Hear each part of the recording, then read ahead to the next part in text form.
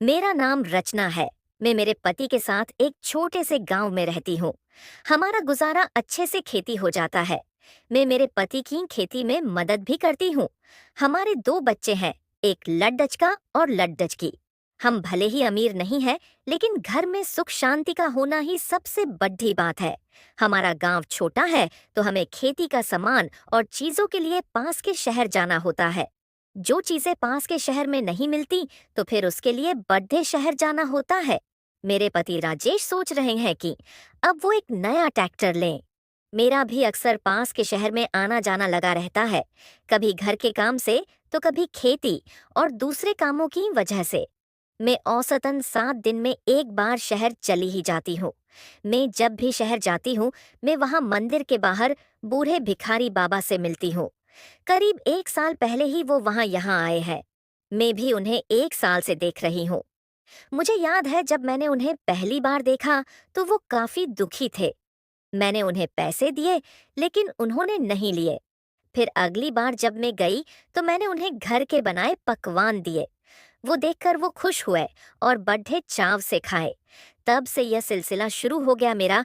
जब शहर जाना होता, मैं उनके लिए जो भी घर में बनाया होता लेकर जाती। वो मुझे मेरे नाम से बुलाते हैं। इन 1 सालों में उन्होंने मुझसे बहुत बातें की। मेरा घर गांव कहाँ है, यह भी उन्हें पता है। मेरे पति नया ट्रैक्टर लेने बड्ढे शहर गए थे।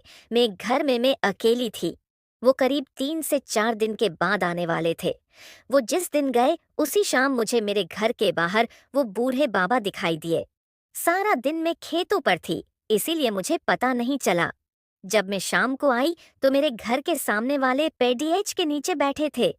उन्हें यहाँ देखकर मुझे अचंभा हुआ, क्योंकि 1 साल में कभी भी वो आए नहीं थे। मैंने उनसे पूछा कि बाबा, आप यहाँ कैसे? वो बोले, मुझे तुमसे कुछ बात करनी है, इसलिए आया हूँ।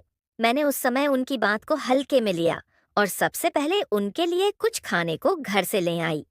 हालांकि वो इतनी दूर से नहीं आए थे, लेकिन एक बुजुर्ग इंसान को थकावट ज्यादा होती है। कुछ खाने के बाद वो फिर बोले कि तुम्हें मेरे साथ कहीं चलाना होगा। मैंने पूछा, कहाँ? वो बोले कि पास है, सुबह निकलेंगे तो शाम के पहले आ जाएंगे। तुम्हारे गांव से बस का साधन भी मिल जाएगा। मैंने बोला, आप कहाँ जाने को बोल रहे हैं, बताइए तो। वो बोले कि मैं तुम्हें अभी नहीं बता सकता, बस तुम मेरे साथ चलो। मैंने कहा कि मेरे पति नहीं है, वो बाहर गए हैं ट्रैक्टर लाने के लिए। वो मुझे बीच में ही टोकते हुए कहते हैं कि मुझे पता है, तुमने ही मुझे बताया था कि 3 से 4 दिन बाहर रहने वाले हैं, इसलिए मैं अभी आया हूँ। मुझे उनकी कोई बात समझ नहीं आ रही थी। एक पल के लिए मुझे यह भी लग रहा था कि शायद इनकी उम्र की वजह से आज कुछ इस तरह की बात कर रहे हैं। मैंने उनसे कहा कि ठीक है, आप अभी आराम कर लें, हम सुबह चलते हैं। वो घर के बाहर वहीं पेडडीएच के नीचे ही सो गए। मैंने उस समय उनकी बातों को ध्यान नहीं दिया। मैं सोच रही थी कि शायद वो सुबह होते ही मुझे दिखाई नहीं दे, वहीं शहर के मंदिर वो वापस लौट जाए। लेकिन ऐसा नहीं हुआ। सुबह जल्दी ही वो मेरे घर का दरवाजा खटखटाने लगे। मैंने दरवाजा खोला। सुबह के 5 बज रहे थे। दरवाजे खालते ही कहने लगे कि चलो रचना। चलना नहीं है। अब मैंने उनसे पूछा, आप क्या बोल रहे हैं? कहाँ जाना है? आज आपको क्या हो गया है? हालांकि कीन में उन्हें पिछले 1 साल से जानती थी, लेकिन आज वो कुछ बदली बदली बातें कर रहे थे। वो बोले कि तुम्हें मेरे साथ चलना होगा। मैंने कहाँ जाना, आप बताओ। मेरे पति नहीं है। वो बोले, ज्यादा समय नहीं लगेगा, अभी 8 बजे निकलेंगे तो शाम 5 बजे तक वापस आ जाएंगे।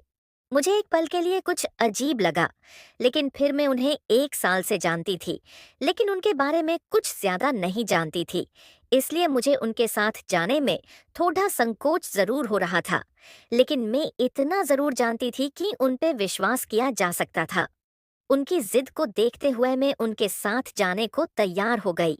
हमारे गांव से एक बस जाती थी, वो जहां जाना चाहते थे। वो जगह करीब 40 किलोमीटर दूर थी। बस में बैठने के बाद हम करीब 11 बजे एक गांव पहुंचे।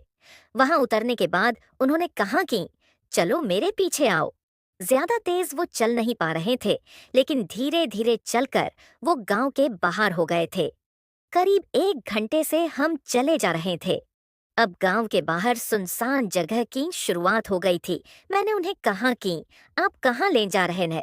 वो बोले कि थोड़ी देर और चलो, बस आने ही वाला है। उसके बाद भी करीब आधा घंटा चलने के बाद वो एक छोटी सी झोपड़ी में पहुंचे। बाहर से देखने पर जर्जर थी। उन्होंने उसका दरवाजा खोला, उसकी चाबी उनके पास थी। झोपड़ी में जाने के बाद वहां मुझे सिर्फ पत्थर दिखाई दिए। उन्होंने कहा कि यह बद्धा पत्थर हटाओ। मैंने हटाया और फिर उन्होंने वहां खोदना शुरू कर दिया। धीरे धीरे खोदने के बाद उन्होंने वहां से एक बद्धा संदूक निकाला, जिसकी चाबी भी उनके पास थी। उन्होंने वो बद्धा संदूक खोला और मुझे दिखाया। वो संदूक पैसे और जेवरात से भरा था। मैंने देखते ही पूछा, यह क्या है बाबा और किसका है? वो बोले, बेटी यह मेरा है और अब यह तुम्हारा है। यह पहली बार था जब उन्होंने मुझे बेटी कहा।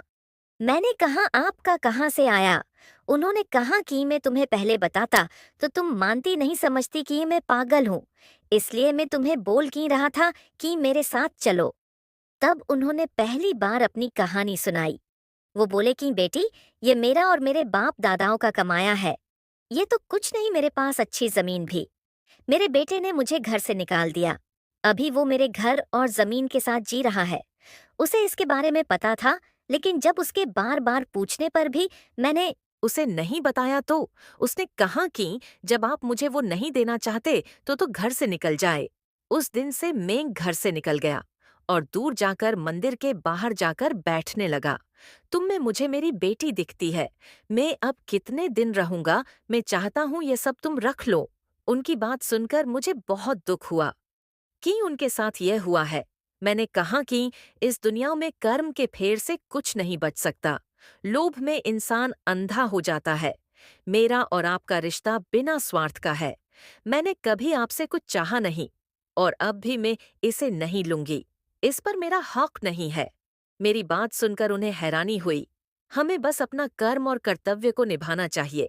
आप अपना कर्तव्य निभाइए। आप पिता है। आपका जो है वो अपने बेटे को दे। मैं इसे नहीं ले सकती। उनके कर्म उनके साथ होंगे, हमारे हमारे साथ। वो बोले कि बहुत पैसा है, इतना कि आसानी से जीवन निकल जाएगा। मैंने कहा कि पैसा तो आपका है, आपके पास ही था, आपका आसानी से निकला।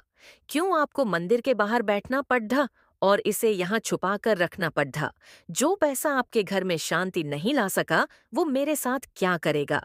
हम जो मेहनत से कमा रहे हैं, उससे मेरा जीवन अभी शांति से चल रहा है। मुझे माफ करें, मैं तो कहती हूँ, छोड़िए जिद और आप भी शांति से जिए। दे दे उन्हें पैसा। वो बोले कि बेटी, मैंने सोचा कि आज मैं तुम्हें कुछ धन देकर तुम्हें खुश कर दूंगा। उल्टा तुमने मुझे ही कुछ सीखा दिया। जीती रहो बेटी। मेरी बातें सुनकर वो वहीं बैठ गए। उन्होंने कहा कि अब तुम चाहो तो जा सकती हो। मैं कुछ देर यही रहूंगा। मैं वहां से आ गई। मुझे बहुत शांति अनुभव हो रही थी। करीब 7 दिन बाद मेरा शहर फिर जाना हुआ। मुझे बाबा वहीं बैठे दिखाई दिए। मुझे देखकर बहुत खुश हुए। पास गई तो बोले कि मैं उन्हें वो पैसे दे आया। बहुत शांति का अनुभव कर रहा हूँ। धन उनके लिए महत्वपूर्ण था तो मेरे लिए भी तो था। वो लेने की जिद पर अड्ढे थे और मैं ना देने की। धन के भूखे तो हम दोनों ही थे। जब तुम इतनी युवा होकर इतना धन छोड़ ढ सकती हो तो मेरे तो दिन ही कितने बचे हैं। तुमने सच में मुझे शांति का अनुभव करा दिया। बाबा अब सच में खुश लग रहे थे। मुझे अच्छा लगा उन्हें ऐसा देखकर।